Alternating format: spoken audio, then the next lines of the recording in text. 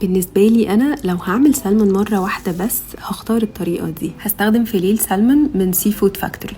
هتأكد من المنطقة دي انها خالية تماما من اي شوك، والظهر كمان يكون نظيف جدا. هبدأ اقطعها بالعرض قطع على حسب الرغبة. هنشف قطع السمك بورق المطبخ من اي سوائل، وهتبلها بملح وفلفل اسود واعمل لها مساج كويس جدا. طاسة سخنة وعلى نار عالية، معلقتين كبار من الزيت. هنزل بقطع السمك على الجنب اللي كان فيه الجلد. اول ما الاقي ان فيه بياض ظهر في السمكة هي كده استوت، وهبدأ اقلبها على الجهة التانية وهنكها بروزماري. اول ما تاخد لون هي كده خلاص بقت جاهزة. وفي نفس الطاسة هنزل ببصلاية صغيرة، مجرد ما تاخد لون هنزل ب3 فصوص من الثوم المفروم ومكعبات من الزبدة. بس اشم ريحة الثوم هنزل بكوباية كاملة من كريمة الطهي. بشر ليمون هيديها نكهة كده طيبة جدا. هستنى الخليط يغلي لمدة 30 ثانية بس على نار متوسطة. هضيف عليه الملح والفلفل الاسود وعصير الليمون، وهنزل السمك اللي كنت جهزته، الرشة من الشبت، وهقدمه مع رز ابيض وسوتيه. بجد خطير، لازم تجربوه.